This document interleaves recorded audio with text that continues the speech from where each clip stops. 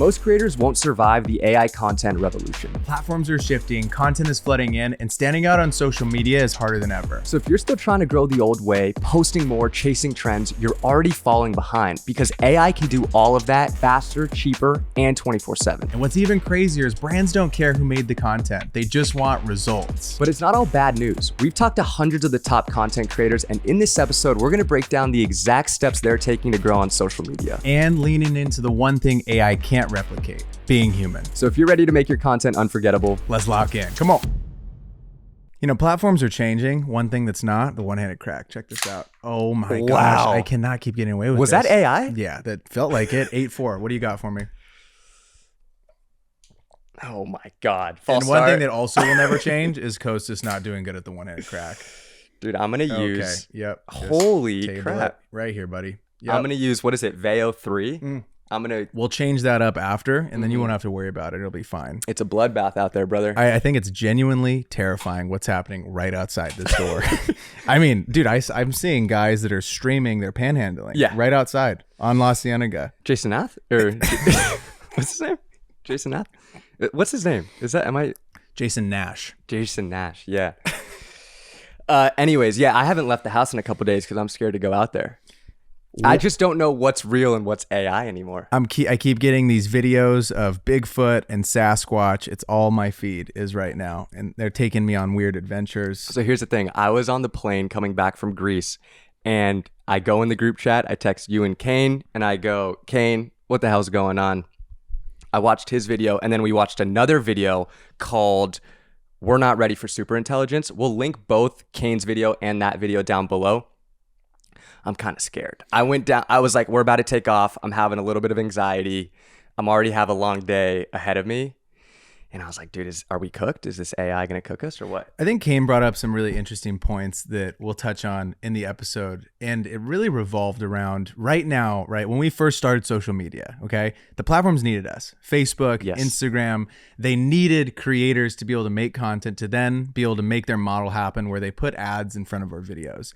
And now we're seeing a total 180 shift where so much of the content in the next year or 2 years or 3 years is going to be AI created, right? It's still going to be humans behind it making these videos. Maybe not. Maybe we'll get into that a little bit later. But they're no longer going to need us to be able to make their platform work. They have 1 million videos that are uploaded every day that are just purely AI, right? So they can still put ads in front of that stuff.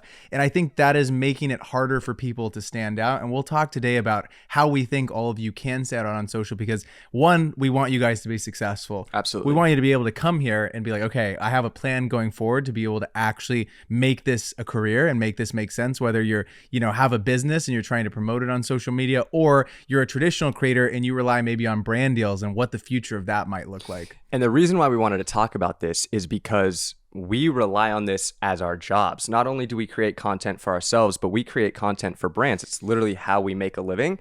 And so that's why we kind of got into a little bit of like a doom state of like, are we cooked? How is AI going to change our careers? And things obviously are changing, but we want to talk about how they're changing and how we're going about being able to counteract that and kind of survive this AI content revolution. Do you want to start with the good news or the bad news? Let's start with the bad news. Okay. Right this second, I think that consumers are still preferring content made from real people like you and me. Sure. I think there's going to become a time, though, where they don't really care and you're not going to be able to tell necessarily. Which is a really hard thing for my mind to grasp right now, because when I see right now on my feed AI content, it's easy to tell that it's AI content. And I personally prefer the people that are real people over the AI content. And more specifically, people that I know in real life. I'm like, I want to see what my friends and favorite creators are actually making. I don't really want to see AI content. But something we were talking to like Gary Vee about and Kane is AI content is going to get so good because it's the worst it's going to be right now. So AI content is going to get so good, you might not be able to tell the difference between what's AI and what's real. And people might, because it might become so the norm, people might actually prefer the AI content. And Gary was talking about this a little bit in our episode with him about how I think it was maybe after for a brief second about how he would go all in on an AI influencer company right now. Which is wild. Creating like 12 different characters, and you got like all kinds of different people, men, women, whatever. And like, hey, these are our 6. This is the other 6. Like, what do you prefer? Like, this one talks primarily about sports. That is so weird to think about that becoming, and those companies are a thing. We've looked into some of them before this episode, and like that is already out there. People have AI influencer companies, and I believe was it H&M was one of the first companies to, or was it H&M? No, I'm blanking. There was a model, I believe it was for H&M, that said, today I'll be doing a shoot in New York and LA at the same time. They've licensed they've licensed themselves out to be on another shoot and to be able to upload themselves to this, this platform to where they're still doing a shoot in New York and they're getting paid for their likeness, which is so weird to think about. So I wonder if there's a world one day where, and I think this will happen, where you'll have like these huge athletes that'll be scanned and then they'll just be on, a set for Dove or a set for this other company, and they're not even going to have to be there. They will just be doing their sport, which is so weird to think about. Another thing that's crazy is because AI is just going to continue to get so good, I feel like it's going to understand what humans want more than we realize what we want. Like the AI is going to understand our behaviors and our tastes and be able to curate content around that.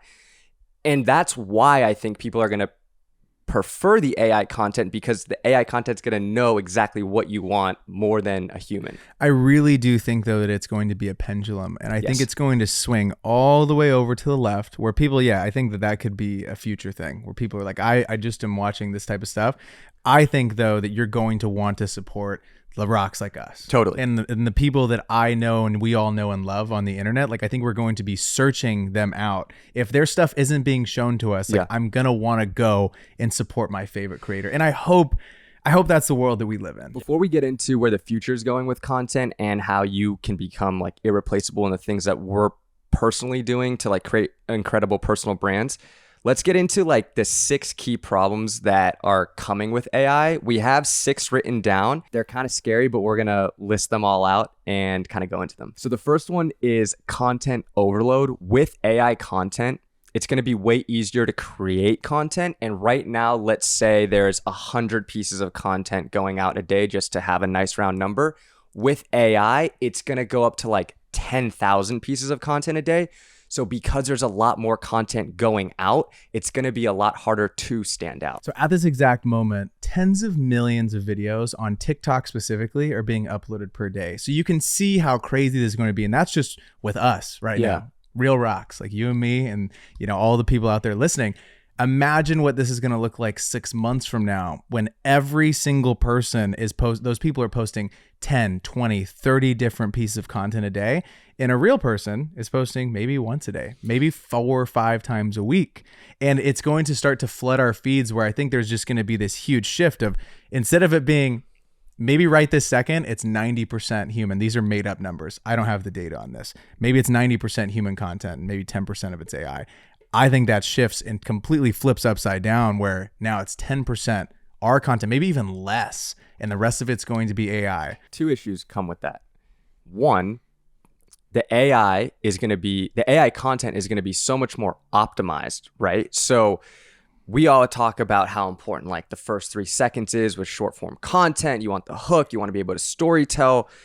All of this stuff, AI is going to do it a lot better just because it understands how to create the content and how to optimize it. So you're competing against really good content. And then because the output of content is going to be 10,000x, discoverability becomes so much harder. No one's just going to kind of stumble upon you because let's say you're scrolling and you're competing against 100 different creators. Now you're competing against 10,000 or maybe more pieces of content. And so because there's so much more content that's going to be flooding the feeds, it's going to be a lot harder to be discovered. I do think, though, that we are going to crave like the Casey Neistats of the world. Mm-hmm. Like that type of stuff, I think will always have a place. And I think we really need to lean into, what our strengths are as humans and like what we do really well. There's no way that AI is going to be cracking jokes like us, man. Dude, but here's the thing. We say that now. I know. There might be 2 rocks that are the 605 pod. Yeah, the 605 funnier. Slightly more handsome. Slightly. It'd be difficult. It would be. But it's possible.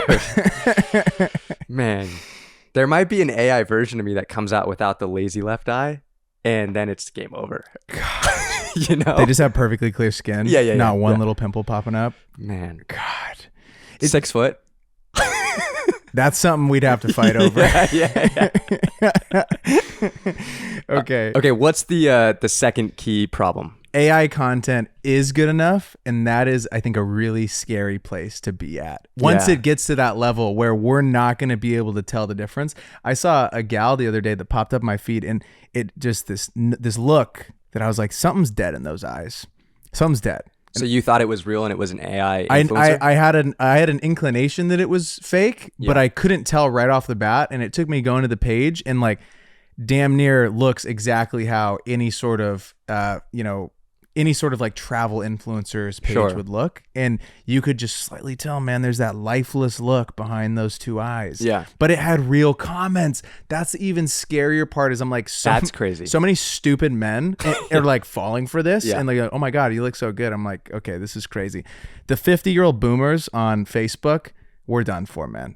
They're done for. Have you seen the video where it's the AI news reporter, and then it's like, I'm here and it's flooding, and then you see a shark circling it, yeah. and then the comments are, I'm totally getting scammed when I'm 80. Like, AI content's gonna get so good in the next 40, 50 years. I also think right now the barrier to entry for them is low. Like they're able to make stuff quite quickly. Yeah. And then they're not, these platforms, for example, I know that OpenAI is being sued by Disney for copyright infringement for using The Simpsons and using different Disney, like Mickey Mouse sort of situations and training their platform. So it's still the Wild West. Like these companies are operating in a lawless kind of environment, which is allowing them to scale so much faster. Granted, thank God for the Disneys of the world being like whipping down on them and be like, hey, that's not cool. It's a huge lawsuit that they're going after them for, and they will win because they've trained it on like tons of Disney IP and allowed people to spread that sort of IP around, which is not okay.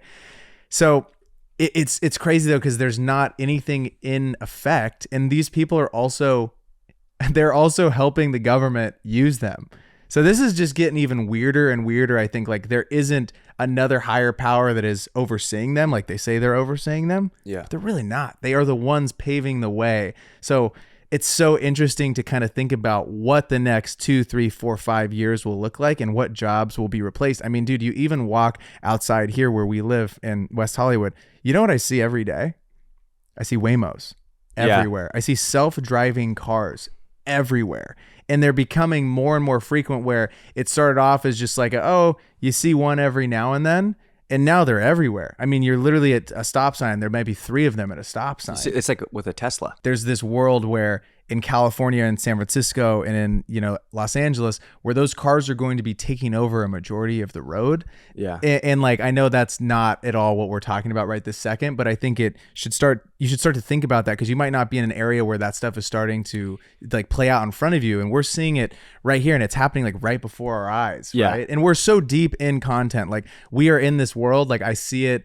And like we talk to experts like our friend Kane, and we talk to other people online, and seeing like what their thoughts are and what the future might look like for us. I think that the best thing we can do is talk as a community and like in our comments in this video, like talk to each other and see what you guys are thinking and what you think, like what we can do to stand out as a team. Like we're in this together. Instead of turning a blind eye, I think that's the worst thing we could do, and be like, we'll just pick our heads up in 2 years and see where this whole thing is at. I think that can get really scary really fast. Yeah. So going back to what we were saying about the AI content is good enough and that's dangerous. The reason why that's dangerous, right? I think about what Oren was talking about a few episodes ago. And he said, you have either entertainment content or value content. And if it's not either of those two things, it doesn't work. And so if the AI content is good enough at being entertaining or good enough at providing you the value, then it's no longer where the human content is preferred or is good enough to stand out, because you might say right now, I prefer the human content. Yeah, of course, we all do. But if you're entertained enough by the AI content, or if you get enough value from the AI content, if the AI content is good enough, you're like, all right, fuck it, I'm gonna just rock with the AI content. And I think this is an example of those silly videos that I was talking about at the beginning, of these pandas having 100,000 views and likes, 100,000 likes, and people commenting on it and being like, haha, this is hilarious. Like that is what scares me, because that is clearly entertaining, where in 3 years, and not even, dude, in the next year, 24 months, I could see a world where you're going to have these young directors making like content that would be created by Pixar in a matter of a month. Like, think about that world and what that's going to look like. And on one side, we could say, oh, well, it's becoming more accessible to people. Yes, 100%. Now, on the other side of it, it's going to be crazy with the amount of layoffs in the creative field. Totally. Because of it. Yeah. You know, and even in the coding field and like what that's looking like. And data analysts. See you later. How many people are being replaced right now with these jobs? And like, this is level 1. Yeah. You imagine what level 4, 5, 6, 7, 8, 9 is going to look like. Now, this brings us to our third problem, which is brands don't care who made it. They just care that it works. Brands care about ROI. Talk about brand deals for me right now. Does that scare you? It does a little bit. I mean, that's one of the questions I texted Kane. I go, is there a world where brand deals just don't exist anymore? And he goes, yeah, which is like, what the fuck? And then you think about the money that they're spending with us on these deals and how cheap it's going to be to go with like an AI agency, right? Yeah. So I think we really need to be thinking about what makes our stuff unique and what we can do to put our own spin on it right now. And I do think we'll talk about this a little bit later in more in depth, but it's like, you're going to have to become searchable. You're going to have to become very memorable on the feed and to people that like your stuff, and have something that's like, hey, you know, lean on your experiences and lean on the things that have happened to you, because that is one of one. Yeah, I think with the brands, as shitty as it is to say, they're gonna. It's a business. Like they care about making money and getting results, and if they can do that with AI, cheaper, faster, sometimes maybe better, and it just outperforms because it's more optimized and it's cheaper. Like, why wouldn't you select that? You would like to think that, you know, a brand and a creator, they have this relationship. You'd hope, but I could see a world where like the brands are saying, if we're getting the same results using AI and we don't have to pay a premium for the creator, why wouldn't we just use AI?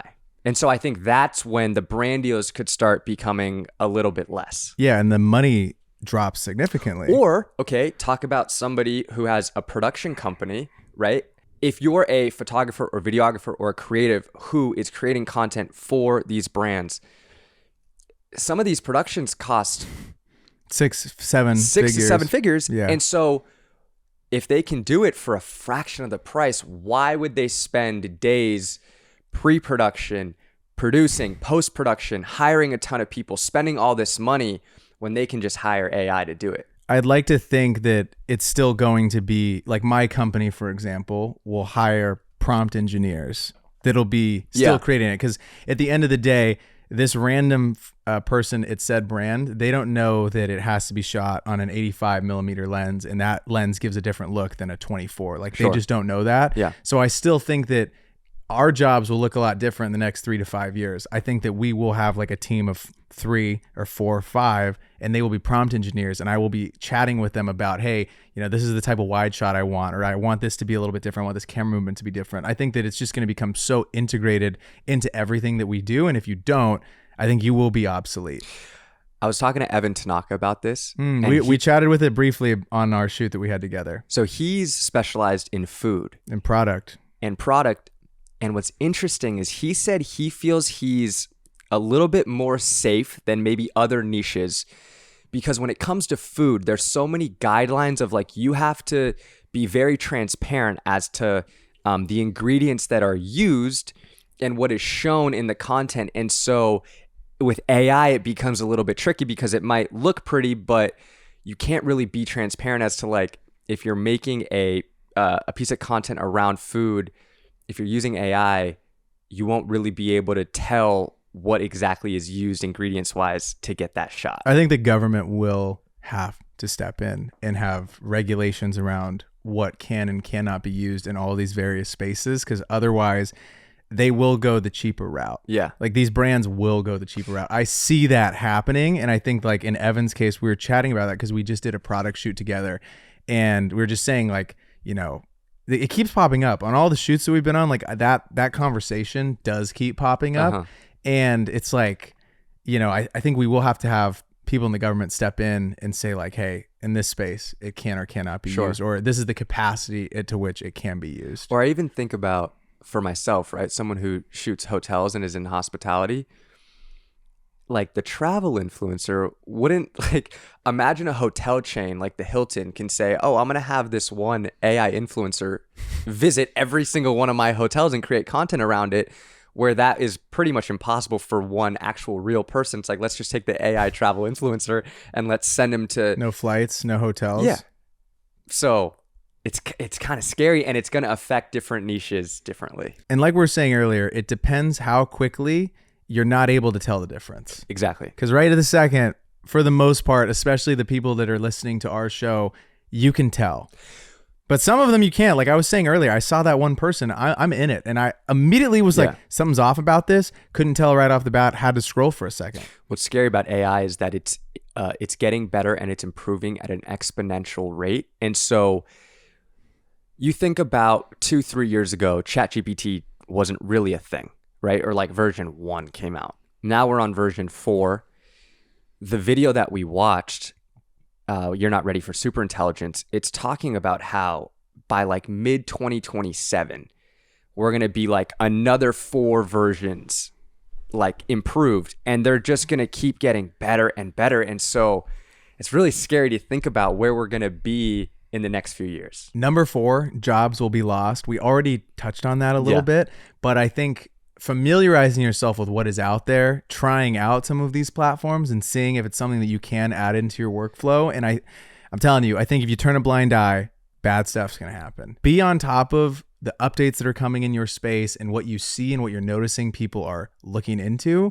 The last thing I would do is wake up in 2 or 3 years and poke your head up and see what's going on. I just think it's going to be very interesting to see what jobs exist, what new jobs come about, or what jobs are just completely gone in the next few years. I think about a copywriter. Why would you pay a full-time salary to a copywriter when you can just have ChatGPT write it probably better, and you can train it on your specific lingo, something like that? I'm like, dude, I don't know if copywriting is really going to be a job in the next couple of years. What do you think? Copywriting is a really interesting one because I've worked with so many super talented copywriters, and I'd like to think, in my eyes, it'll be kind of what I said earlier with video, where you would still have a writer. They would use it as a tool, not totally replace them. I think it, like, let's say you had a team of 10, it'll probably be a team of 2. Interesting. I think that is the route that it'll go. Because at the end of the day, for example, let's say you own a company and you had 10 copywriters. Let's just use this example. You had 10 copywriters. You're no longer going to need, obviously, all 10, depending on all these various campaigns. Your 2 people would be able to act like 10 with the tools that they have at their disposal. But you're not going to want to write.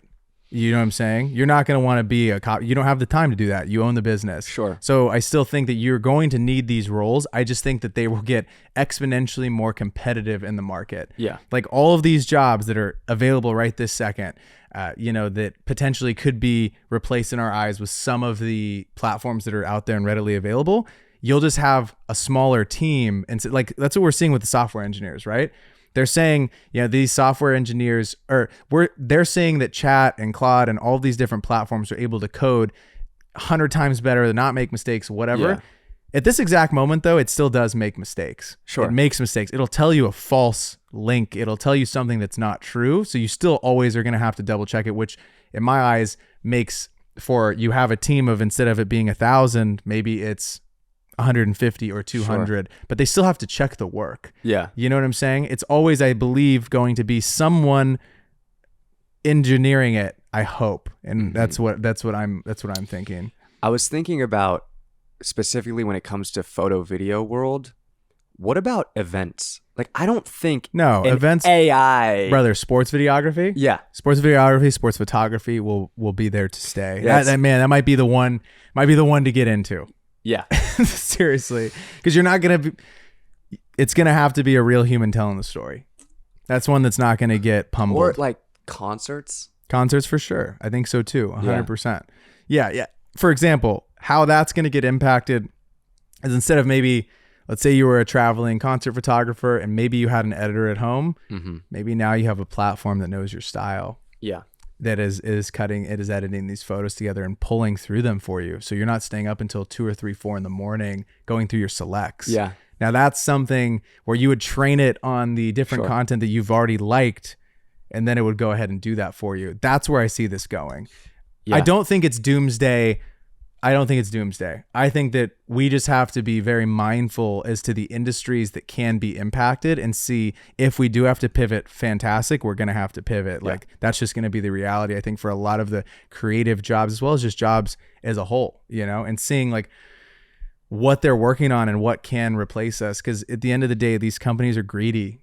They're super greedy. They're going to try to hoard whatever they can. Yeah. And so we as society need to be mindful of that and thinking about what we can do to protect ourselves. 100%. Number 5, algorithms are shifting and turning on creators. Man, organic reach, you think it's going down? Do you feel like it's going down?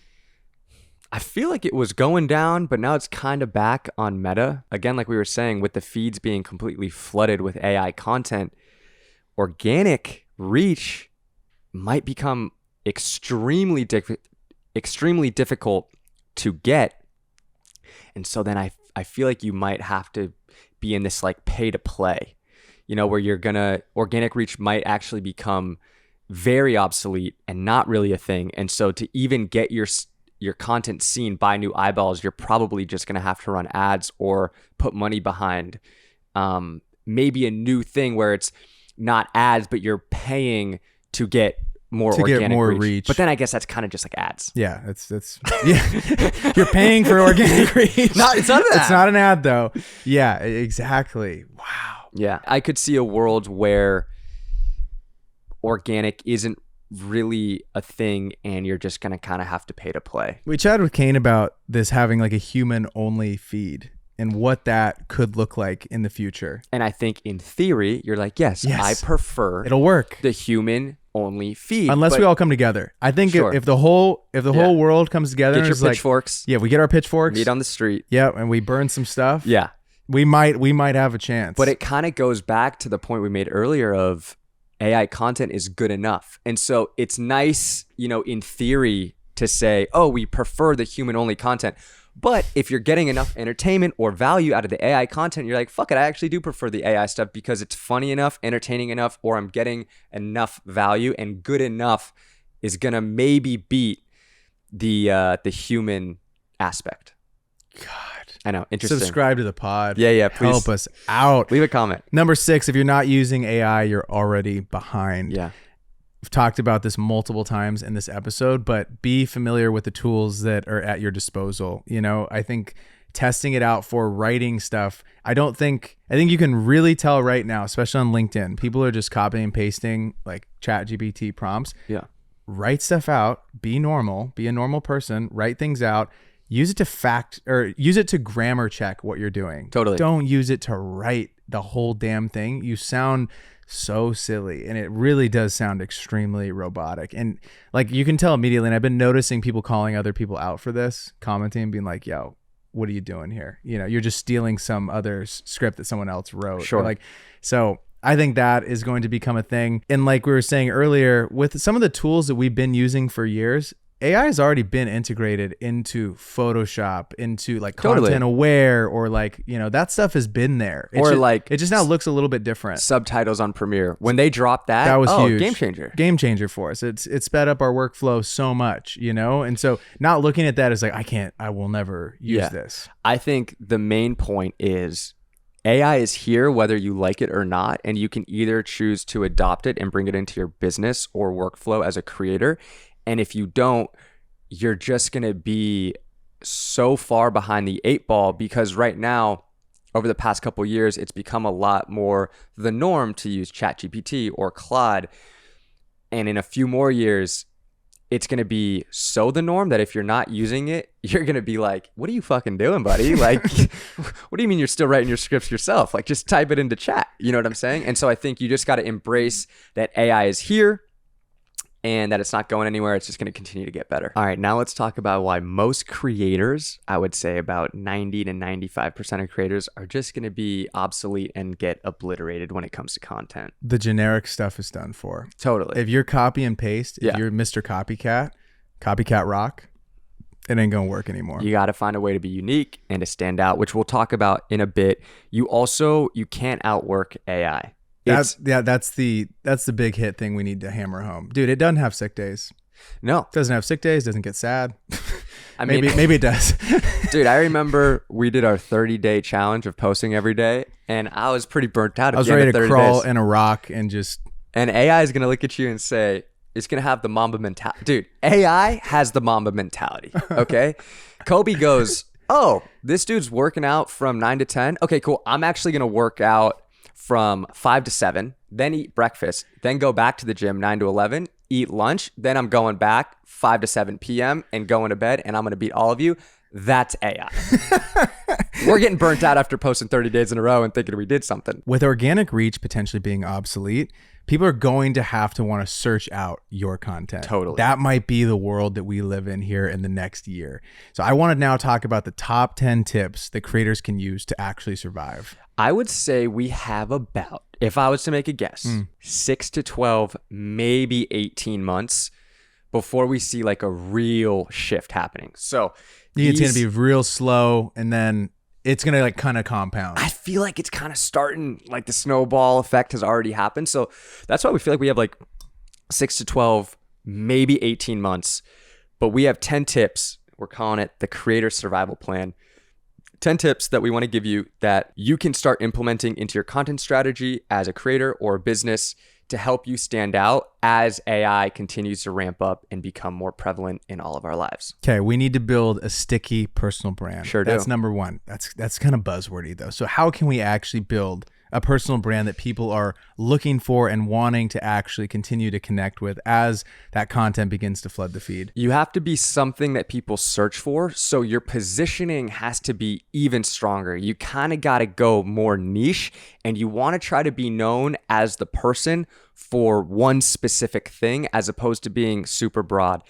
The riches are in the niches, and AI, it can copy your content, the formats that you do, but it can't really copy your character. But I think that the more defined your positioning is, the more chance you'll have at creating a sticky personal brand and standing out. We have tons of episodes about building a strong personal brand, so you should go check some of those out after you watch this episode. Number 2 though, okay, use AI as your copilot. You should be using ChatGPT as like a bounce board. Totally. Use it as a bounce board. Ask questions. If you're making a website, like, and you have an idea for what the top 4 things on the top should be of your banner or something, ask it a few questions and see if there's anything that you're missing out on.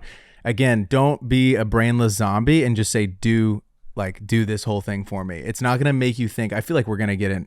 It's a topic for another day. We're going to get into a period of time where the younger generation, they're not going to be even thinking, dude. That's probably what our parents group thinks about us. They're like, these kids and their tech. Damn iPhones. These kids and their tech. And we're going to be looking at this young group, and they're not even going to be able to speak in a room because they're going to be just like little robots.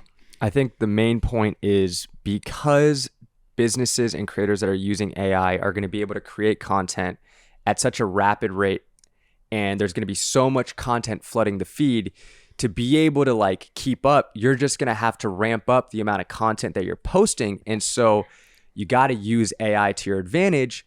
Use it to script, ideate, edit, whatever way you can use AI to help you create more content faster and better. Use it to your advantage. Don't have it replace you, but let it help you. That way you can kind of keep up. Number 3 is to build a home, not just a feed. So, for example, we potentially would have an email list. If I was you guys, I would look into something like that to where you're getting the community off of Instagram or off of Facebook, because God, if that actually becomes a thing and we can't get any of our stuff seen, and let's say you have to pay to play and you're like, I can't do that right now, having an email list or a Discord community or just somewhere that people can be hosted and like where your community can live, so you're not relying on people seeing your stuff every single day.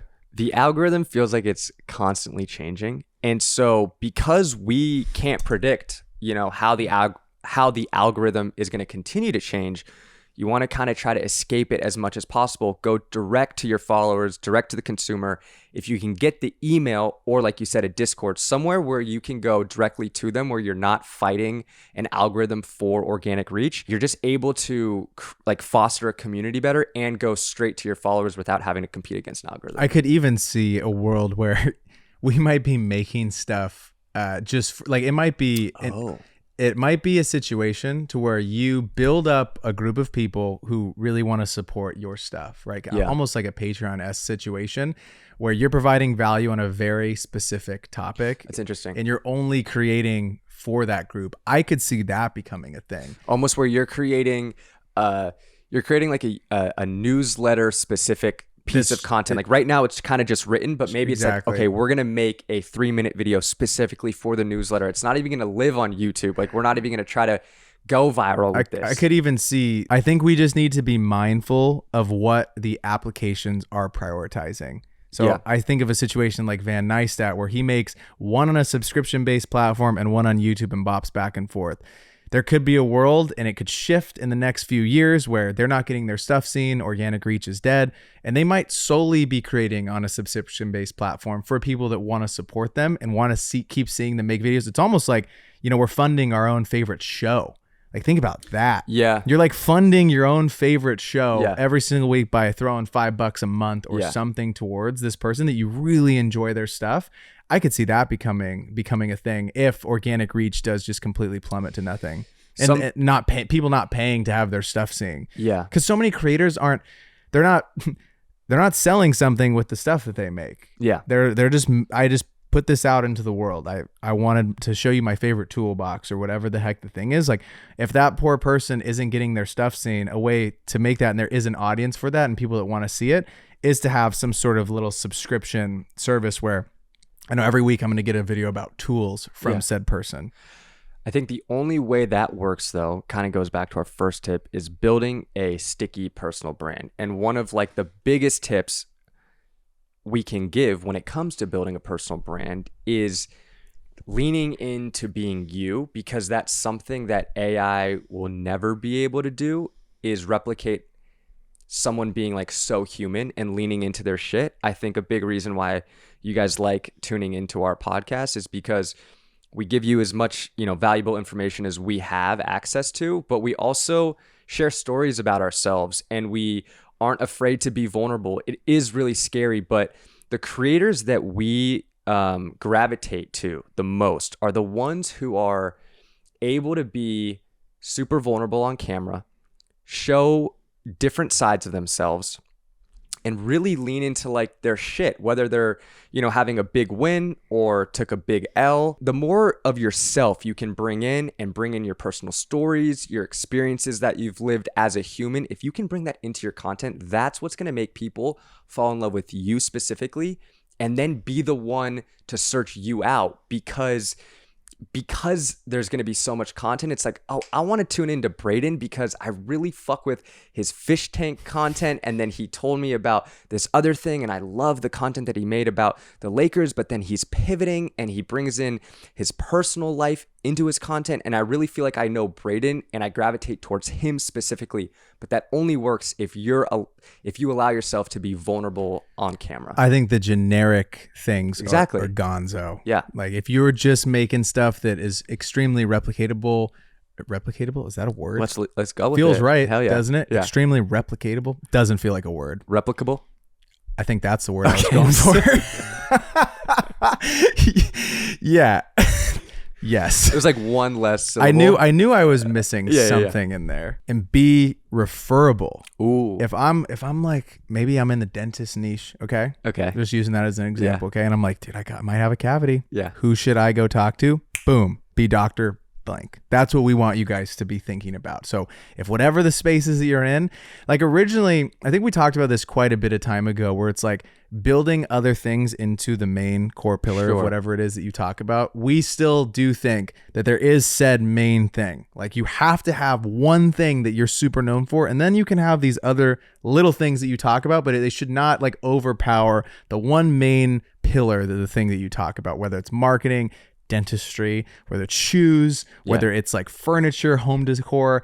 Like the other stuff, I think just makes you more unique from all the other creators in the space, but you still need to be thought of as said one thing. Yeah, and I think about a dentist, right? Like the dentist is a really scary place. Like people don't really like going to the dentist. So if you're a dentist and you can kind of be funny on camera, lean into that, because that's going to be you bringing in your personality, and it's going to make people want to actually come into your business, as opposed to,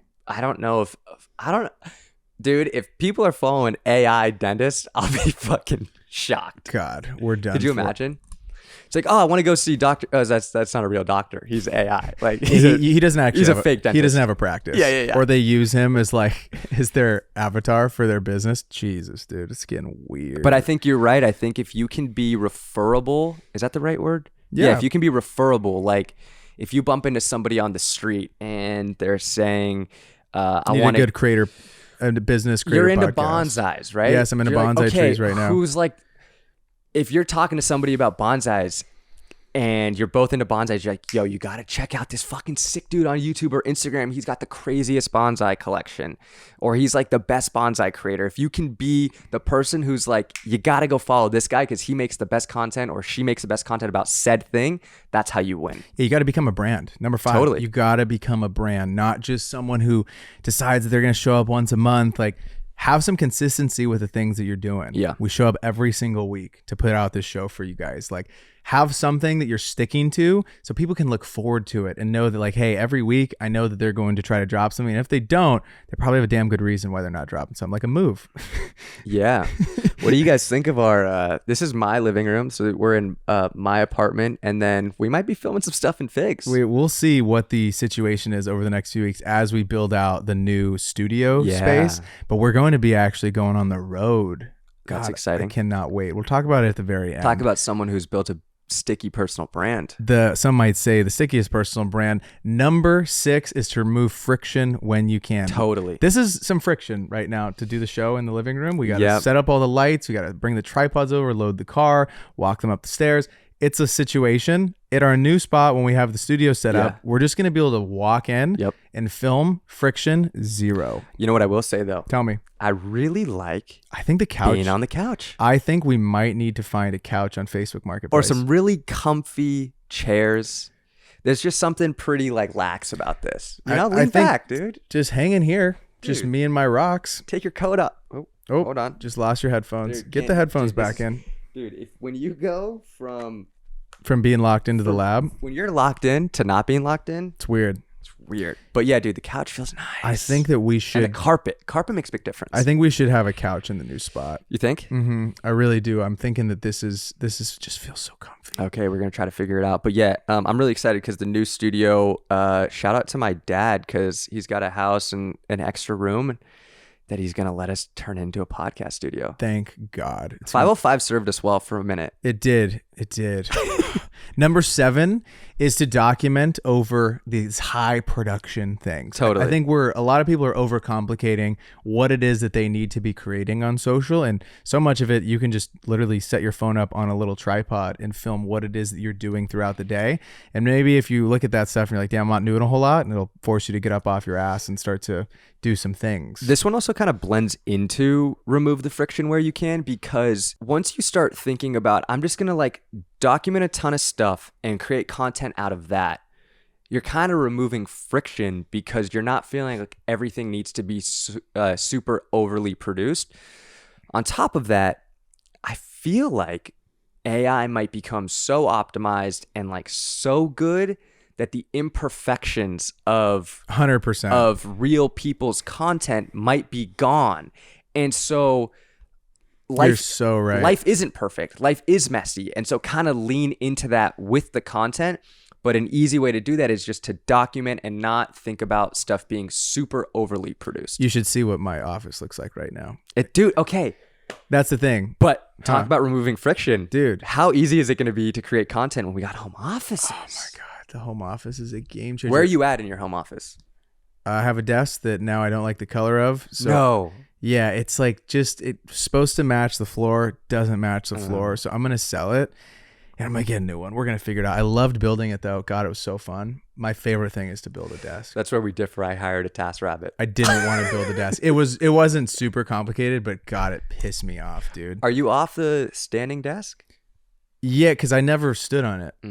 Not once. 4 years, didn't stand on it once. Interesting. So oh yeah, you used to have one. Yeah, I had a standing desk, and I'm kind of wishing I just had it back right this second. And it's all good, dude, because I let a college kid have it for $50, and I hope he uses it. What a deal. Would I still be using it now? Yeah, it's all seriously, it's all good. Number 8 is you guys are gonna have to build brands. So I was talking to someone about this week, and I was like, if every single video you have a recognizable background or something that like makes you, or like that's where you film in your space. When you're scrolling, you gotta think about people are scrolling like zombies. They're just in a trance. Yeah. And so if you see something recognizable that you keep seeing and you're like, oh, I really like that person's, like they remember your background or they remember that you're wearing a specific shirt or a hoodie or whatever the thing is, make that be a part of what you do. The silly little one-handed crack. We do that. No other show can do that. And if they did do it, they'd be copying us because it came from right here. Yeah, I think about somebody like Alex Hormozy. Okay.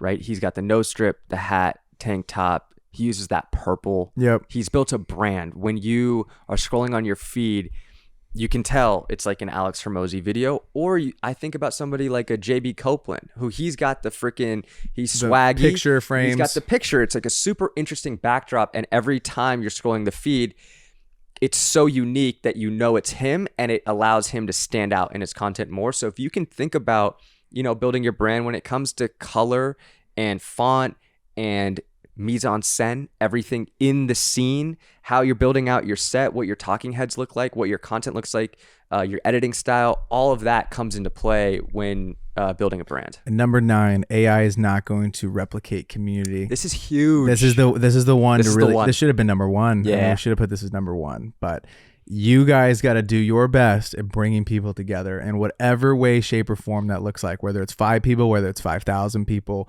Bring people together, do things that involve one another in real life. I'm really excited to do some in-person events throughout the rest of this year. I think it's going to be really fun and something that we've talked about doing forever. And it always feels like something pops up when we were going to be doing it. And now I feel situated. Yep. I think that this is, it couldn't be a more perfect time. I just think that humans like to belong. And of course, in person, we're a pack group, man. 100%. I want to be together. I'm a peacock. You gotta let me fly. I'm a peacock. I think though, whether it's in person or online, you want to feel like you're part of a tribe, you're part of something. And so it can be a Discord where people can hang out, or it can be a coffee meetup or a full-on film fest like Sam Newton. Whatever niche you're in. We talked about Jayhawk on like the last pod. He did a creator meetup.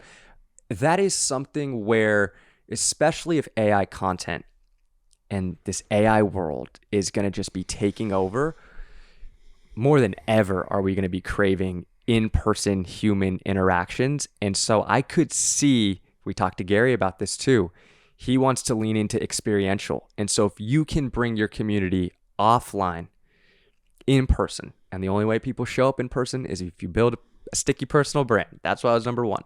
But if you can bring your community online, in person, make them feel a part of something, that's how you're going to win. And that's something that literally AI will never be able to replicate. YouTube is our 10th tip. Yes. And I think that they came out with something that we briefly mentioned earlier where they're not monetizing only AI content. Like, which was huge. It's only created with AI. They are not going to monetize it. Yeah. Thank God.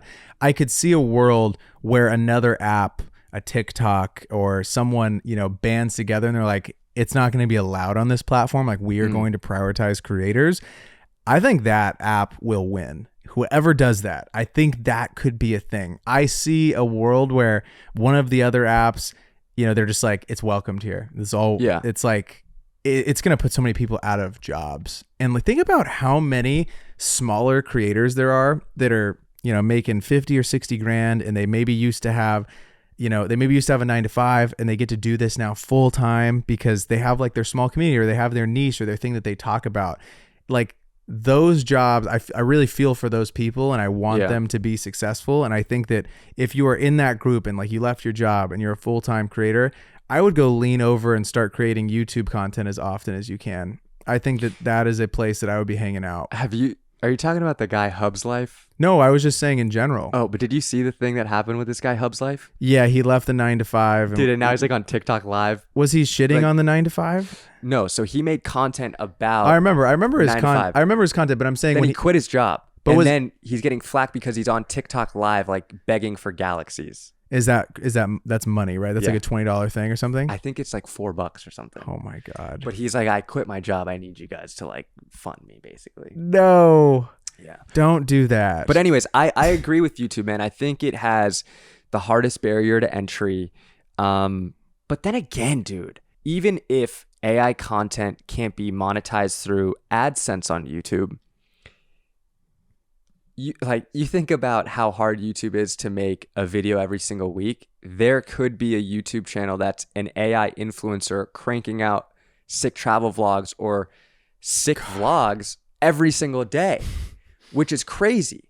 But with that being said, I still think that long form, any way you can, whether it's YouTube, a podcast, Twitch streaming. Those people, though, aren't going to be making those vlogs if they're not making money on YouTube. They can monetize it somewhere else because it's like they're building a quote unquote brand. Agreed. I'm saying, though, like it's going to be so much effort for them to make that to not have any monetary incentive tied to it on YouTube specifically. So at this moment in time, with them putting out that statement, I think that's big for creators like us and everyone else in the space. Like I think that really shows that they're putting themselves in our corner and trying to help in any way that they can with this rapid change and what's about to, happen in the future. I also think what's nice about YouTube is that it actually like pays the creators out. I mean, you have like the TikTok creator program, and I think Instagram is like paying through Reels and stuff, but 3 cents for 1 million views. Yeah, YouTube pays the most towards creators without having to do brand deals or anything like that. Just off of AdSense, you can make the most off of YouTube. So even though it is a harder thing to do, it takes a lot more effort than creating short form content. The reward is a lot bigger. You know what AI could never replace? Tell me. This fucking Greece trip that I went on, the royal wedding. Dude, okay, I got to tell you about this trip. So you went to a Vogue wedding. Dude. You can't take any photos and videos at the wedding. Which was awesome. So they put your phones in. Did they put your phone in a bag? You had to check it in. Oh wow. So little context, little backstory. You guys know that I used to tour with Loud Luxury. One of the members of Loud Luxury, Andrew, got married a couple weeks ago in Greece, and his now wife, Madeline, is an awesome TikTok creator in the fashion space. Vogue wanted to do a story on the wedding because she not only designed but actually handmade her bridesmaids' dresses, and they were fucking sick. She sews and does like the whole thing. What? So that was the angle that they took. Okay. I don't know if you've ever been to a wedding that's covered by Vogue. Never. But I sure hadn't. So it was really dope. They had an awesome welcome party. Granted, this was in Santorini, so the welcome party was at this like bar. You oversaw the ocean, the backdrop of Santorini. It was fucking beautiful. And then the actual wedding was one of probably the most beautiful weddings I think I might ever go to. If I go to one that beats it, I'll be very shocked. It was so fucking pretty and beautiful, and something about Greece, the sunsets, dude. You know how here it's like, okay, you got golden hour and then the sunset, and it's maybe like 15 minutes, maybe 30 minutes. You get longer time out there. Oh, dude. It's like an hour to probably like a solid hour. Maybe even longer, like hour and a half, where like golden hour, sunset feels like it's like 45 minutes, and then it even stays light longer. So it's like a prolonged sunset. It's not even like the sun, or it's not even like the sky kind of like lights up all crazy. It's just long and so beautiful. But the wedding was super fun. I'm just like so hyped that Andrew even invited me. So Natasha Bedingfield performed? Bro. Is that how you pronounce her name? Yes. So you know the song Unwritten? Yeah. How did they pull that off? I don't know. I mean, they probably just hired her. Uh-huh. But she just came to do one song. No, she did 3 songs. Oh, but wow. She finished on Unwritten. And what was so cool is because none of us had our phones, everybody was just living in the moment. And so when she started singing, I mean, I was yelling at the top of my lungs. I'm like, this is such a core like life memory now.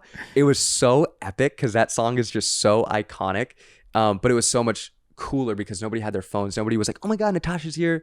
Pull out their phone, filming it. Everyone was just like in the moment singing. So the wedding was incredible. And then I turned 30. I turned 30 2 days before the wedding. And that's the reason why I made like a whole 2-week trip out of it, is because wedding was basically the same time as my birthday. And so it was just an epic trip. Boom. And you were out there. Blue ass water. Turning 30. Good food. Come on. Got some pics on the Leica. Then we moved out. I was taking care of your dogs. Yeah, dude. Taking care of the children. You're really good. Me and Chloe were taking care of your children. Thank God you live 5 minutes down the way. It's actually crazy because we moved and we're across the street from each other. Yeah. Which is very nice because we still have to pod and do this whole thing. Do you think you could throw a baseball from your apartment and hit mine? Oh, 100. Ooh.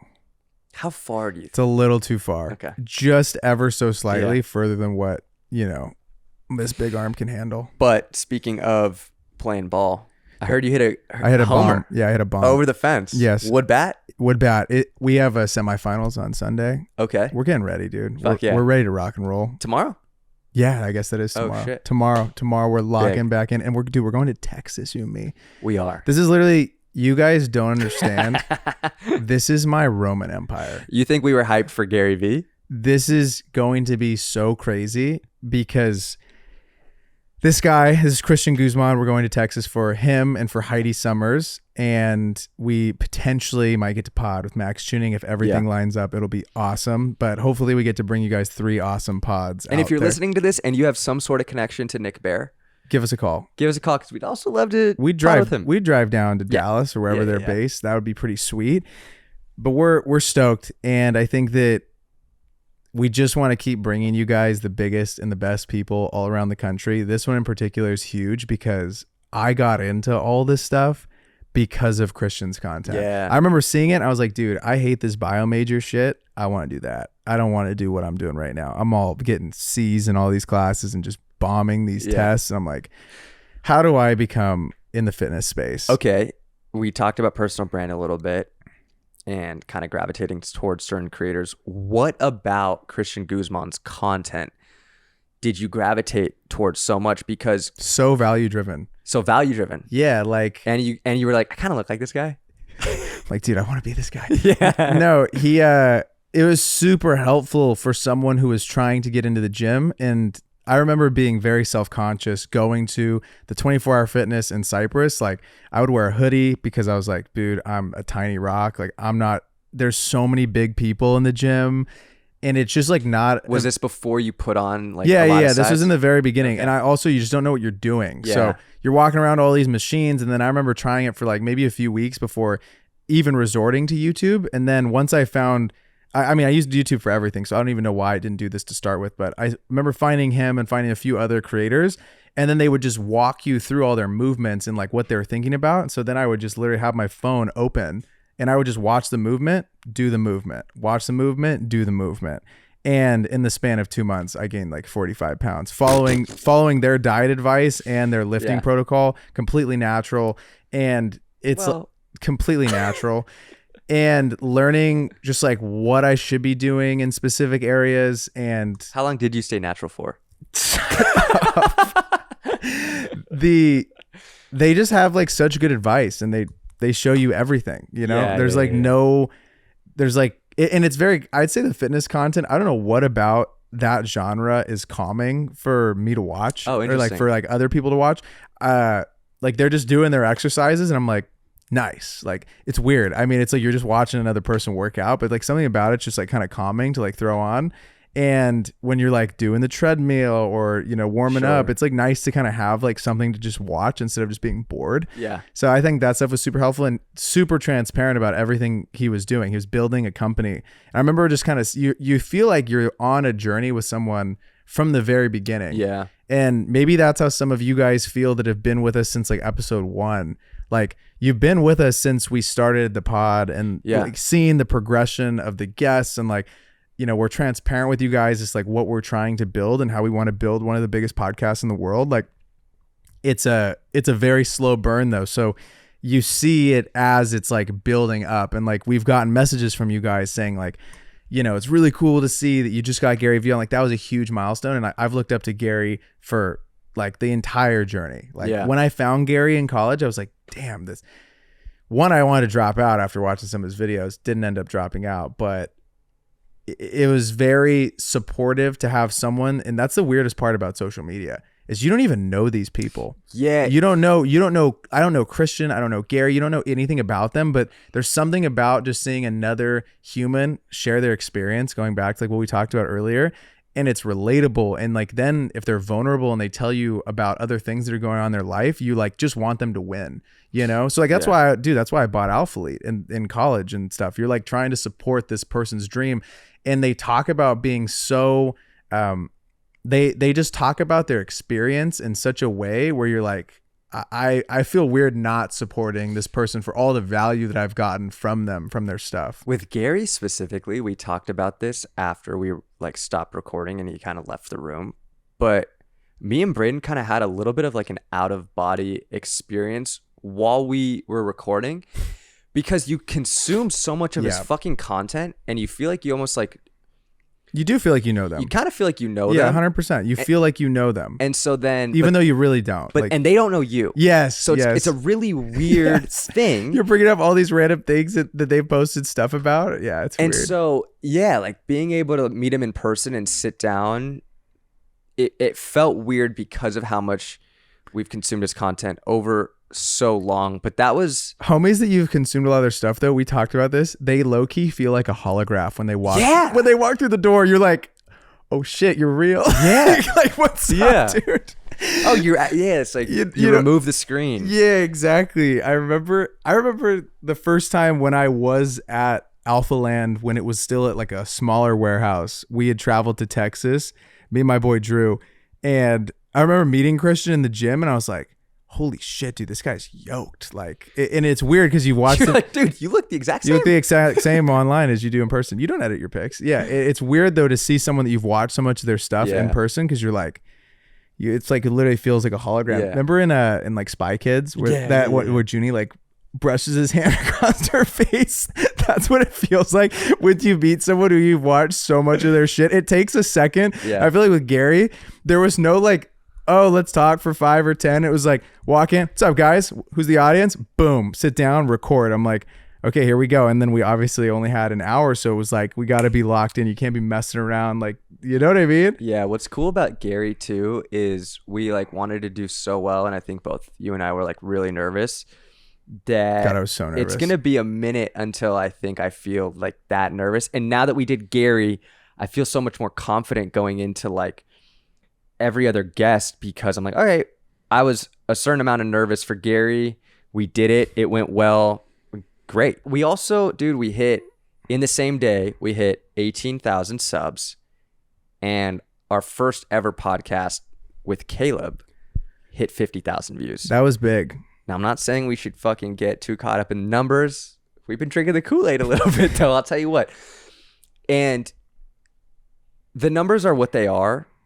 It's just a really cool way to see the progress that we've made and that we're making and the trajectory that we're on, because it was very slow growth for the first like 3.5 years. And over the past 6 months, we've definitely noticed a huge increase in viewership and people who are tuning into the podcast. And we just feel like this snowball is starting to accumulate and get bigger. And I feel like if we just keep the foot on the gas and keep getting on incredible guests, like the next 6 to 12 months is going to be fucking awesome. And we're trying to get on, I mean, the biggest people in all the different respective niches. Like, we want to get on people that are big in entertainment, you know, people that are big on TikTok, people that are using social to grow their business and their brand, right? It's like really who we're trying to focus on, is finding people that are like in this creator world that are using it to help run their business or like completely do their business. And it's super interesting too, because I hope that at whatever scale that you're at, or whether you're a creator or you have a brand and you're utilizing social for it, we hope that you can always find value in the pod and in places that, you know, we go to interview people. It's also crazy to think that this episode might be somebody's first time ever seeing us on the internet or tuning into a podcast.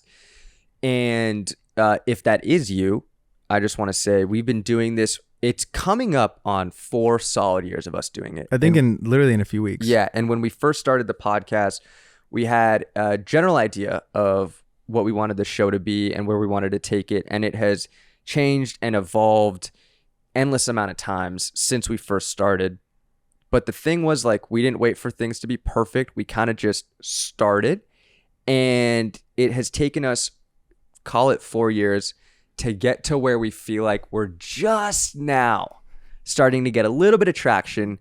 And it's probably going to take us another 4 years to really get to the next level of like, damn, we got the show to what we thought we could get it to. And so, man, if you're like just getting into the content game, it takes time to really like build a brand, but you don't lose if you don't quit. And I just feel like we like haven't quit, and that's why we've seen success. Yeah, you just got to keep chipping away at this like mountain. Yeah, you know. And I feel like we're seeing the fruits of like the labor just barely start to compound now. And I think there's a stat. It's like 90% of pods don't make it to 10. And most people that we talk to that have done pods, they're like, you know, they stop before 10. Most of them don't get to 10. Dude, I saw a video of a guy talking about just staying consistent, and it was interesting. In an oversaturated market where you're competing against a ton of people, you think you're competing against 100% of people, but in actuality, you're only competing against about 5% of people, because everybody has 5 to 10 videos in them. But the people who are actually successful are in it for the long haul, and they have like the willpower to make more than 5 to 10 videos, or they have the ability to not have it hit for 5 to 10 videos. Like, you think that, oh my God, I made 5 to 10 videos. Why have I not seen success yet? It's like, well, you really haven't done shit. You have to do hundreds of videos. And I thought that was pretty interesting. Is there anything else going on in your life that you want to talk about? I think we have a few really big shoots coming up in the next month, which has been really crazy, and I won't even be able to talk to them or talk to you guys about them, which kind of sucks. But dude, the NDAs you're signing are crazy, which means you're working with fucking big brands. Our company's growing, which is awesome, and I'm just excited to kind of see what the rest of the year looks like for us and the places that we're gonna go. Dude, I wish so badly you could share the one specific client you guys are working with, because I just don't know if it gets any bigger, and it's so dope. It's gonna be cool when like you literally can't talk about it for years. Long down the line, we'll have a chat. I might have gray hair, you know. Oh, mine's coming in. By that time, I'll have gray hair, and we'll be talking about it around the fire pit. Dude, it's also gonna be funny because when we look back at old episodes, like we've been doing it for 3.5, 4 years. We look at it, and we do another 4 years. It's like, dude, we look like children compared to the first group of eps that we did. God, and I was over here thinking that I was like aging gracefully, but I just don't think that's the case. This was fun. Episode 167. Yeah. I love that we can just like bullshit on the back end, because we used to do fucking 10 to 15 minutes of bullshit talk on the front end, and we were wondering why we were only getting a few hundred views. Hey, dude, it happens. It happens to the best of us. Hopefully you guys are still here. Hopefully you really enjoyed this episode. Ladies and gentlemen, this has been episode 167 of the 505 Pod. If you're still here, please hit the subscribe button, drop us a comment, leave us a like, and we'll see you guys all next week. Peace.